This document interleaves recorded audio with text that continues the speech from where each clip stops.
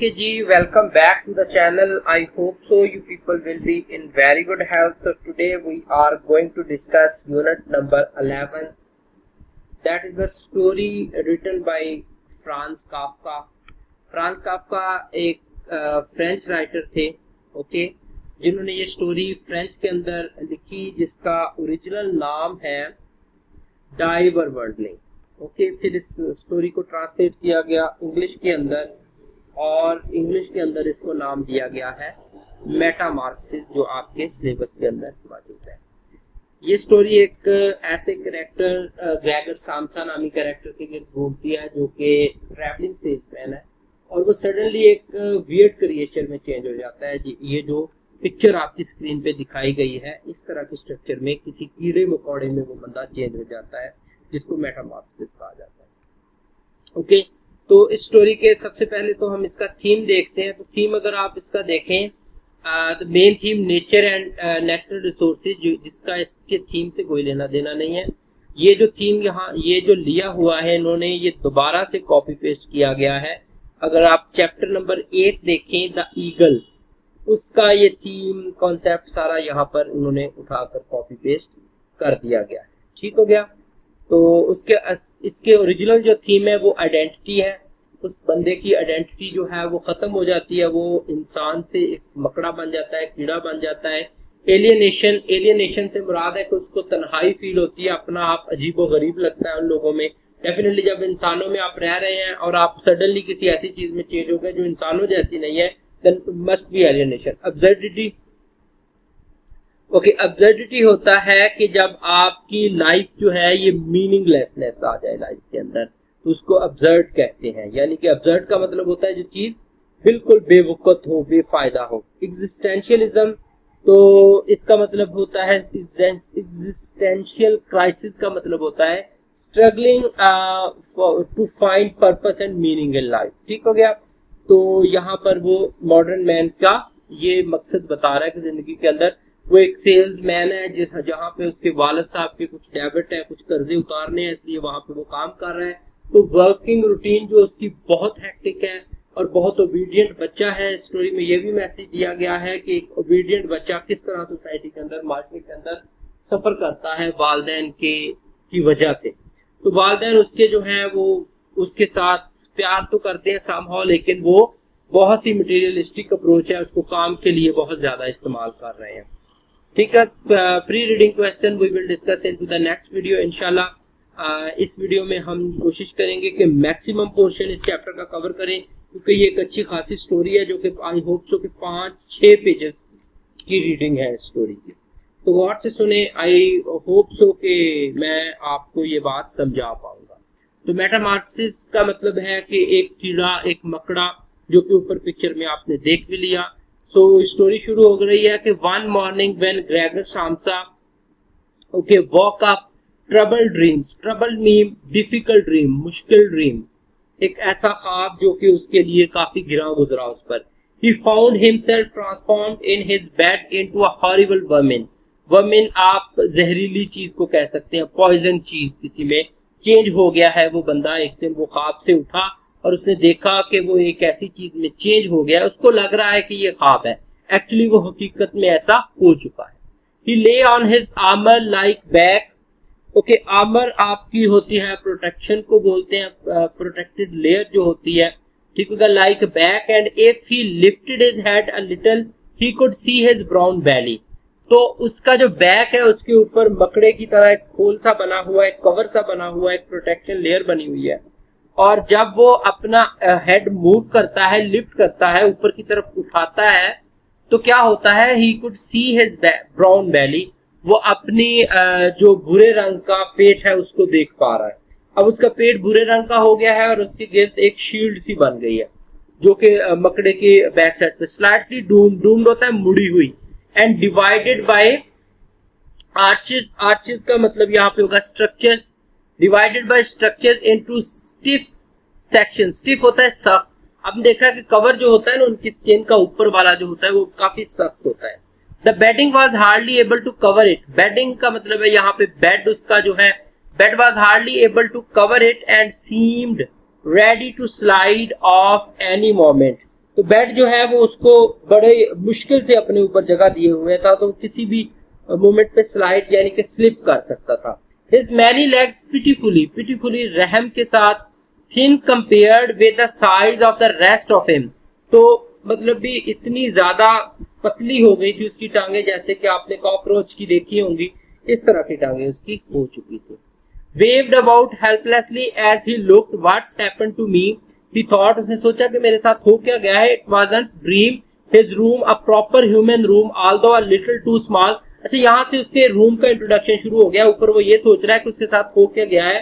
वो हेल्पलेस है बिल्कुल, कमरे के अंदर उसने कुंडी बांध की हुई है, कमरे के अंदर वो लेटा हुआ है अपने बेड पे। जस्ट इमेजिन दैट कि आप कमरे में तन्हा है और अचानक से आप एक ऐसे मकड़े में चेंज हो गए, कॉकरोच में चेंज हो गए। Okay, What's happened to me? He thought it wasn't dream. ये कोई ख्वाब था ही नहीं। यहाँ पे उसने जिक्र किया है ट्रबल ड्रीम का, लेकिन यहाँ पे वो कह रहा है it wasn't dream. His room a proper human room. तो उसका जो कमरा था वो इंसान के कमरे की तरह ही था, किसी मकड़े का कमरा नहीं था, किसी सुराख में नहीं रह रहा था। A little too small, बहुत छोटा था। Lay peacefully between its four familiar walls, जो देखी भाली उसकी दीवारें थी, उन्हीं दीवारों पे खड़ा था उसका कमरा अभी तक। A collection of textile samples lay spread out the table, तो टेक्सटाइल के कुछ सैंपल्स थे जो कि टेबल के ऊपर पड़े हुए थे। Okay, between its table Samsa was a travelling salesman, तो वो ट्रैवलिंग सेल्समैन था, यानी कि कपड़ा बेचता था। वो चल फिर के गाड़ियों के अंदर या इधर उधर जाके वो कपड़ा बेचता था, गांव-गांव जाके कपड़ा बेचता था। And above it there hung a picture that he had recently cut out of an illustrated magazine. Illustrated magazine ऐसा मैगजीन होता है जिसमें लिखे के साथ साथ पिक्चरें देकर भी चीज को एक्सप्लेन किया जाता है। And housed in a nice gilded frame, golden frame आप यहाँ पे कह सकते हैं। तो उसने गोल्डन फ्रेम था उसके पास पड़ा हुआ, उसके अंदर उसने एक चीज काट के लगाई हुई थी, एक पिक्चर, जो कि इसकी आई होप सो इसकी फील्ड से रिलेटेड थी।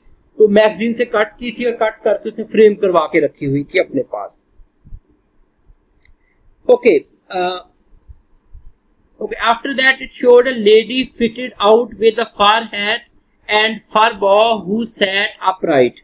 तो उस तस्वीर के अंदर एक औरत की तस्वीर थी जो कि जिसके ऊपर फर पहना था। आपने शायद देखा हो कि नर्म मुलायम सा एक कपड़ा होता है जो लेडीज अपने ऊपर लेती है, वो एक ऐसा देता है, वाइब देता है जैसे कोई बिल्ली का कवर नहीं होता। वो आपको एक्सरसाइज में अगर हो सका तो मैं पिक्चर दिखा दूंगा, फिलहाल तो okay.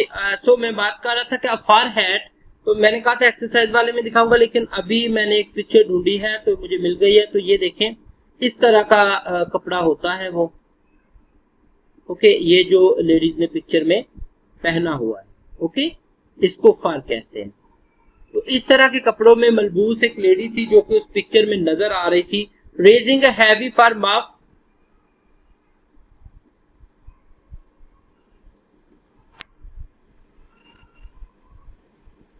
okay, raising a heavy fur muff that covered the whole of her lower arms towards the viewer. Okay, देखने वाले की तरफ से उसने इस तरह उसको लपेटा हुआ था कि उसके नीचे वाला जो हाथ था, लोअर आर्म जिसके ऊपर से उसने वो गुजारा हुआ था, वो बिल्कुल उसके अंदर से नजर नहीं आ रहा था। Okay, Gregor then turned to look out the window at the dull weather.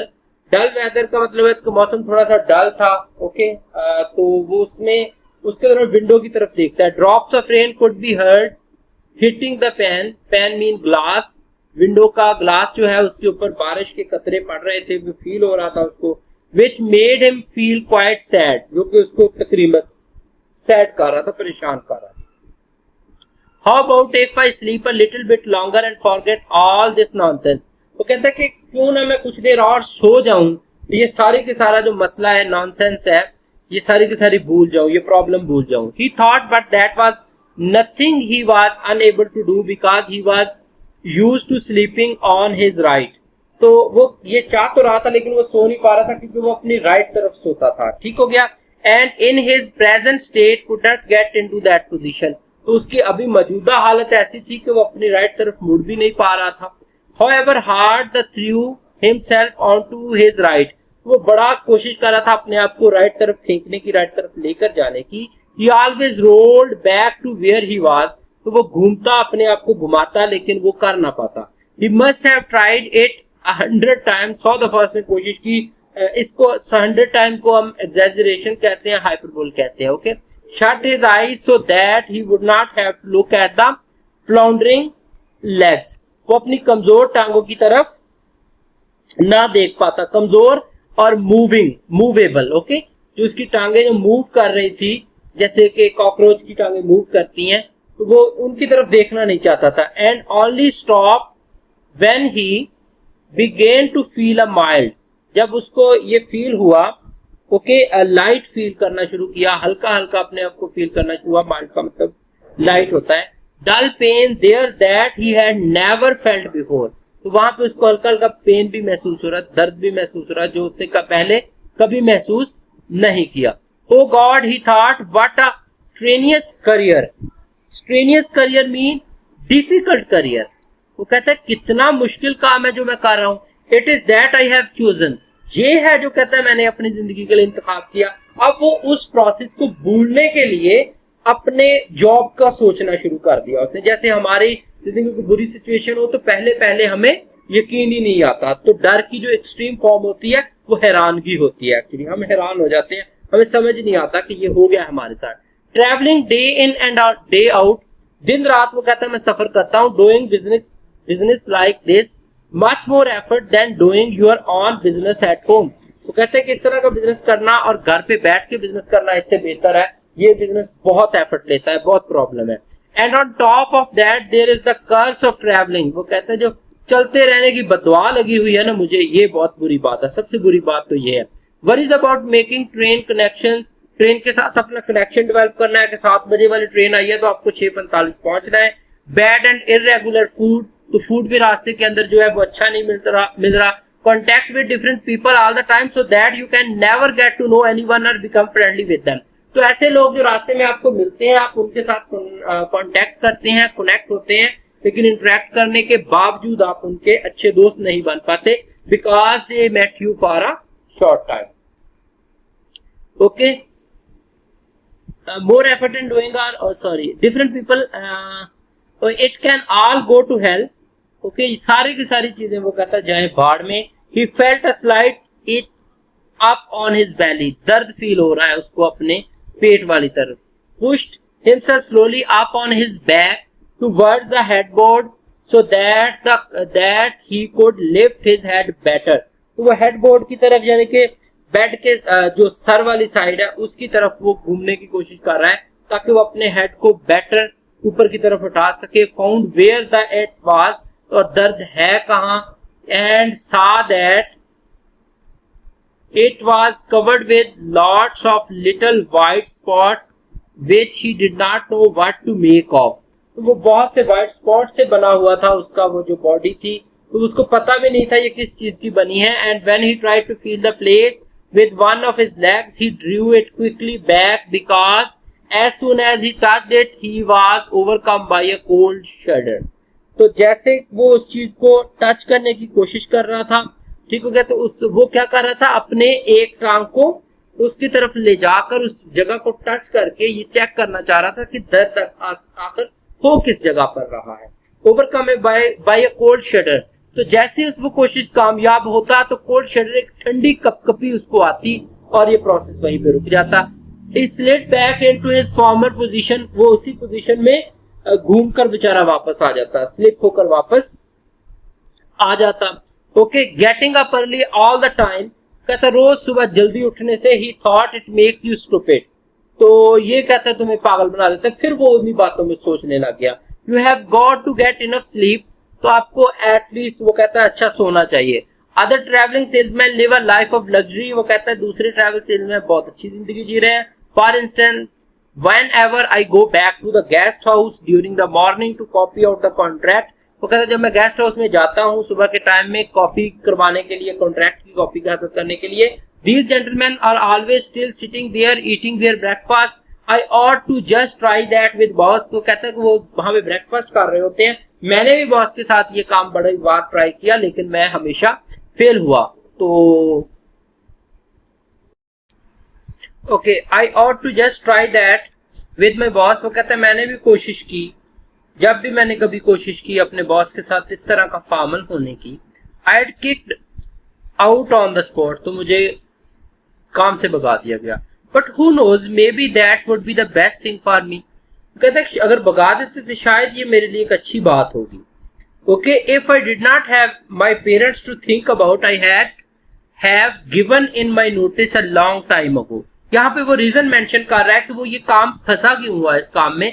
कहते हैं अगर मेरे पेरेंट्स ना होते, जिनके जो डेबिट है वो मैंने पे करने होते ना होते, तो मैं इस काम में ना फंसा होता। In my notice a long time ago, तो बहुत अरसा पहले मैं इस चीज पे सोच चुका होता, इस काम को छोड़ने की बात वो कर रहा है कि इस काम को मैं बहुत अरसा पहले छोड़ चुका होता। यहाँ पे वो आपको सोशल इशू के बारे में बताता है कि बहुत से लोग जॉब इसलिए कर रहे हैं, हालांकि वो जॉब करना नहीं चाहते, सिर्फ इसलिए कर रहे हैं क्योंकि डेली डे फाइनेंस को कंट्रोल करने के लिए उनको कोई ना कोई सोर्स ऑफ इनकम चाहिए होता है। ठीक हो गया, तो इसका प्रॉब्लम इसके पेरेंट्स है। So I had have gone up to the boss and told him just what I think. कहते हैं कि फिर मैं बॉस के पास जा चुका होता अब तक, और उसको बता चुका होता कि मैं उसके बारे में क्या सोचता हूँ। Tell him everything I would, तो हर चीज कहता है मैं उसको बता चुका होता। Let him know just what I feel, उसको बता देता कि मैं क्या महसूस करता हूँ। He had fall right of his desk, तो वो कहता है वो अपने डेस्क से नीचे गिर जाता। And it's a funny sort of business, तो वो कहता है ये बड़ा ही मजाका खेज बात होती, बड़ा मजा आता मुझे ये करके, अगर मैं ये कहता है कर पाता कभी जिंदगी में। Okay, so and it's a funny sort, okay, talking down at your subordinates from up there, तो कहता है कि उसको मैं बताता कि अपने सबऑर्डिनेट्स यानी कि जो नीचे काम करते हैं उनसे वहां से बैठ के बात करना, specially when you have to go right up close because the boss is hard of hearing. तो सबऑर्डिनेट के साथ कहता है वो कुर्सी पे बैठ के बात करता है, तो उस सिचुएशन में बड़ा मुश्किल हो जाता है जब हमें उसके थोड़ा करीब होना पड़ता है उसकी बात सुनने के लिए, जब वो हमें एड्रेस कर रहा होता है, हमसे बात कर रहा होता है। ठीक है, तो वो सिचुएशन बता रहा है मीटिंग की सिचुएशन, जब बॉस मीटिंग बुलाता है उसकी बात सुनने के लिए कहता है करीब होना पड़ता है, वो बहुत स्लो बोलता है। Well there is still some hope, वो कहता है अभी भी कुछ उम्मीद है। Once I got the money together to pay off my parents debit to him, तो अगर कहता है पेरेंट्स के डेबिट अदा करने के लिए मुझे इकट्ठी मनी मिल गई जो कि उससे ली हुई थी बॉस से, मैनेजर से। ओके, तो another 5 or 6 years I suppose, अगले 5-6 सालों में ये काम वो कहता हो जाएगा शायद। That's definitely what I shall do, तो कहता यही होगा फिर जो मैं करूंगा कि बॉस के पास जाऊंगा और उसको सारा इशू बता दूंगा कि मैं उसके बारे में क्या फील करता हूँ। That's one I shell make the big change, फिर वो कहता है एक बड़ी तब्दीली आएगी। First of all though I have got to get up, तो कहता सबसे पहले तो मुझे अभी उठना है। माई ट्रेन लीव एट 5, तो 5 बजे मेरी ट्रेन जाएगी। And he looked over at the alarm clock, वो अलार्म क्लॉक की तरफ देखता है।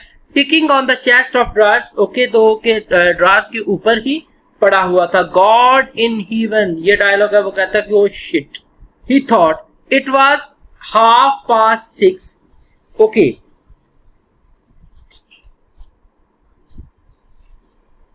okay, 5 or 6 years, sorry, yes, it was 6:30, तो ये कितना 6:30 का टाइम था। And the hands were quietly moving forwards, तो उसके हाथ आगे की तरफ मूव कर रहे थे। It was even later than 1/2, तो वो कहता है कि आधा घंटा हो चुका है।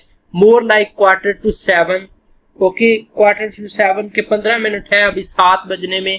Had the alarm clock not rung, तो कहता है क्या अलार्म क्लॉक बजे ही नहीं आज, क्या वजह बनी है, मैं क्यों नहीं उठा।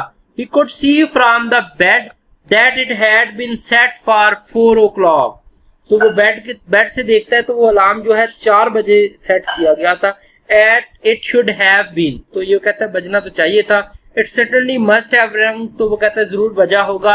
Yes, but was it possible to quietly sleep through that furniture rattling noise, वो कहता है फर्नीचर के शोर में जो है ना मुझे वो सुनाई नहीं दिया होगा। True, he had not slept peacefully but probably all the more deeply because of that what should he do now, तो सबसे ज्यादा प्रॉब्लम बड़ा तो उसका, सो तो वो नहीं पाया था, लेकिन जो बड़ा प्रॉब्लम वो फेस कर रहा था वो ये था कि अब वो क्या करेगा। एक तो 5 बजे उसने निकलना था और 6:45 हो चुके थे। ठीक है, नेक्स्ट पैसेज में वो कहता है, पैराग्राफ में वो कहता है the next train went eight 7, कहता है अगली ट्रेन जो है 7 बजे जाएगी। If he were to catch that, he would have to rush like mad and the collection of samples was still not packed. वो कहते हैं कि अगर वो 7 बजे वाली ट्रेन भी लेता है 15 मिनट में वो बहुत जल्दी जल्दी में जाएगा, पागलों की तरह भागेगा, ओके, और फिर भी वो सैंपल जो है वो पैक नहीं हो पाएंगे। And he did not at all feel particularly fresh and lively. तो वो कहते हैं ना तो वो कोई मजा उसको आएगा उसमें और ना वो फ्रेश फील करेगा। And even if he did catch the train he would not avoid his boss anger as the office assistant would have been there to see the 5 o'clock train go. तो वो कहता है कि अगर वो if he did catch the train, अगर वो train पकड़ लेता है, उसको ट्रेन मिल जाती है, he would not avoid his boss anger as the office, तो फिर भी वो अपने बॉस का जो गुस्सा है उससे बच नहीं पाएगा, क्योंकि उसने अपने असिस्टेंट को 5 बजे भेज दिया होगा वहां पे देखने के लिए कि मैं गया भी हूं कि नहीं। He would have put in his report about Gregor's not being there a long time ago. तो वो बता देगा कि ग्रेगर जो था वो वहां पे टाइम पे नहीं पहुंचा। अच्छा, उसका असिस्टेंट आगे था जहां पर ग्रेगर ने जाना था सैंपल कलेक्ट करने के लिए। The office assistant was the boss man. तो वो कहता है बॉस का आदमी है स्पाइनलेस। स्पाइनलेस आप यहाँ की इमोशनलेस इसको कह सकते हैं। एंड विद नो अंडरस्टैंडिंग, और कोई भी समझता नहीं है। वो कहता है एम्प्लॉयज को, वो इमोशनलेस इंसान है, वो बॉस को वही बात बताता है जो होती है। What about if he reported sick. वो कहता है क्या हो जाएगा अगर वो बॉस को ये बता दे कि बेचारा ग्रेगर जो है वो बीमार था। But that would be extremely strange and suspicious as in 15 years of service. तो वो कहता है कि लेकिन ये बहुत ही you can say that making things okay strange and suspicious. वो कहता है ये बहुत ही सस्पिशियस होगा, बहुत ही क्वेश्चनेबल होगा कि जो बंदा 15 साल सर्विस में, Gregor had never once yet been ill, तो 15 साल की सर्विस में अगर ग्रेगर बीमार नहीं हुआ तो आज अचानक कैसे हो गया। His boss would certainly come around with the doctor from the medical insurance company accuse his parents to having a lazy son. तो उसका जो कहता है बॉस है वो मेरा डॉक्टर को लेकर मेरे घर पहुंच जाएगा। आप उसके वर्क की सिचुएशन देखें और इसकी थिंकिंग देखें कि वो कितना फंसा हुआ है अपने काम को लेकर, कि वो 24 घंटे बस बॉस का ही सोचता रहता है। कहते हैं बॉस मेडिकल के डॉक्टर को लेकर मेरे घर आएगा, अक्यूज हिज पेरेंट्स, इल्जाम लगाएगा मेरे पेरेंट्स पे ऑफ हैविंग अ लेजी सन, कि उनका बेटा जो है बहुत ही लेजी है, सुस्त है। And accept the doctor's recommendation not to make any claim as the doctor believe that no one was ever ill but that many were work shy. तो कहते हैं वो इस क्लेम, डॉक्टर जो क्लेम करते हैं ये कहते हुए कि कोई भी कभी बीमार नहीं होता, बस कुछ लोग वर्क शाय यानी कि काम चोर होते हैं। तो मुझ पे भी कहता है कि काम चोर का इल्जाम लग जाएगा। And what's more would have been entirely wrong in this case. वो कहता है कि जो कि इस केस में बहुत ही ऑपोजिट बात होगी। Gregor did in fact apart from excessive sleepiness after sleeping for so long feel completely well and even felt much hungrier than usual। तो आज वो बहुत सोने के बाद, आज वो सबसे ज्यादा सोया था और इसके बाद वो बहुत जो है ना हंग्री फील कर रहा था यूजुअल से ज्यादा, यानी रूटीन में वो इतना भूखा फील नहीं करता। He was still hurriedly thinking all this through, लेकिन फिर भी वो इन्हीं बातों में उलझा हुआ था भूखा होने के बावजूद भी। Unable to decide to get out of the bed, वो काबिल नहीं था इसकी कि वो ये डिसाइड कर पाता कि वो बेड से उठे ना उठे। When the clock struck 7:15, ठीक हो गया, तो घड़ी पे जो थे वो तकरीबन 5:15 हो चुके थे। Okay, there was a cautious knock at the door. तो दरवाजे पे एक बहुत ही कंसीडरेबल, कॉशियस मतलब के बहुत ही एंशियस मतलब आप कह सकते हैं कि जो बंदा बाहर उसके लिए परेशान था उसने नॉक किया। Eight the door near his head Gregor somebody called, it was his brother. तो वो उसकी माँ थी जो बाहर बहुत परेशान थी कि वो बच्चा अभी तक बाहर क्यों नहीं आया। इट्स 7:15, ठीक हो गया। वो कहती है कि 15 मिनट रह गए हैं 7 होने में। Okay, didn't you want to go somewhere, sorry 7:15 है, 15 मिनट रहते हैं 7 होने में। Didn't you want to go somewhere, आज तुमने कहीं नहीं जाना। That gentle voice, Gregor was shocked when he heard his own voice। तो ग्रेगर ने अपनी आवाज सुनी। Answering it could hardly be recognised as the voice he had before. अब उसकी ही हैड बिफोर, जो उसकी आवाज पहले थी, अब की नई जो आवाज थी वो तकरीबन उस आवाज से बदल चुकी थी। As if from deep inside him, जब उसने अपनी माँ को जवाब दिया तो वो जवाब जब उसने खुद ही सुना तो वो हैरान हो गया कि मैं इस तरह का बोल रहा हूं। There was a painful and uncontrollable squeaking mixed in with it. ठीक है, तो उसके अंदर एक अजीब सी यू कैन सी स्क्रीचिंग चीख थी, mixed in with it, uncontrollable, जो कि वो चिल्लाना चाहता था दर्द से। तो the words could be made out at first but then there was a sort of echo which made them unclear. पहले वो बोलने की कोशिश किया लेकिन फिर उसके पीछे एक एको थी, एक आवाज थी, आवाज डबलिंग हो रही थी उसकी आवाज की, जिसने उसकी आवाज को अनक्लियर कर दिया। Leaving the hearer unsure whether he had heard properly or not. उस चीज को छोड़ने के सुनने वाले ने इसको सुना या नहीं सुना। Gregor had wanted to give a full answer and explain everything. Gregor जो था वो आंसर करना चाहता था और इस चीज को एक्सप्लेन भी करना चाहता था, but in the circumstances contented himself with saying yes mother yes. लेकिन हालात की वजह से वो सिर्फ इतना कह पाया, हाँ माँ हाँ, ठीक हो गया, थैंक यू। तो उसने ये बात अपनी अम्मी को रिप्लाई में कही जब उसकी वालदा ने बात से पूछा था कि तुमने कहीं जाना। I am getting up now, मैं उठ रहा हूँ। The change in Gregor's voice probably could not be notice outside. तो बाहर उसकी अम्मी ने उसका जो वालदा ने नोटिस नहीं किया था उसकी आवाज के अंदर change through the wooden door, क्योंकि लकड़ी का दरवाजा था तो आवाज क्लियरली बाहर नहीं गई। As his mother was satisfied with his this explanation and shuffled away moved away. तो चली गई उसकी वालदा वहां से, उसने ये एक्सप्लेनेशन एक्सेप्ट कर ली कि चलो आ ही रहा है। But this short conversation made the other members of the family aware that Gregor, against their expectation, was still at home, and soon his father came knocking at one of the side of the doors. तो इस चीज ने दूसरे जो family members थे उनको aware कर दिया कि ग्रेगर अभी तक घर है। मतलब यहाँ पे ये बताने की कोशिश की गई है कि वो इतने लापरवाह थे उससे कि वो सुबह 4-5 बजे उठ के निकल जाता था, किसी को उसके कोई परवाह नहीं थी। तो वो जाता था अपने काम पे और काम से वापस आके कमरे में बंद हो जाता था, सो जाता था, सुबह उठ के 4-5 बजे फिर चला जाता था। तो आज पहली दफा ऐसा हुआ था कि कमरे में नॉक हुआ तो उसने बोला कि मैं आ रहा हूं। तो दूसरे फैमिली मेंबर को भी आज फिक्र हो गई थी कि आज अभी तक ये बंदा यानी कि ये मौजूद है। तो अगेंस्ट देयर एक्सपेक्टेशंस, उनकी उम्मीदों के खिलाफ। And soon his father came, तो जल्द ही उनके फादर जो आए, knocking at the door of the side door gently but with his fist. अपनी हथेली के साथ उसने दरवाजे पे नॉक की। विद हिज फिस्ट होता है जरा थोड़ा जोर से थपथपाकर। Gregor he called, what's wrong, क्या मसला है? And after a short while he called again with a warning deepness in his voice.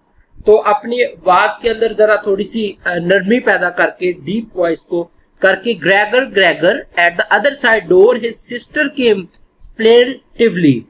Okay, और दूसरी तरफ उसकी सिस्टर है जो दरवाजे पे आवाजें दे रही है और एक तरफ उसके फादर साहब है जो दरवाजे पर आवाजें दे रहे हैं। तो वर्ड प्लेंटिवली का यहाँ पे मतलब होगा clearly. Gregor, aren't you well? Sister कहती है कि क्या तुम ठीक नहीं हो आज?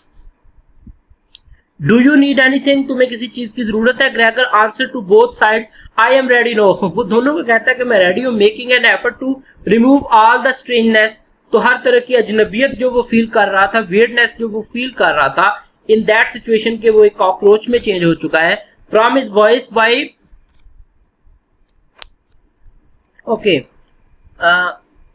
voice by enunciating very carefully and putting long pause between each.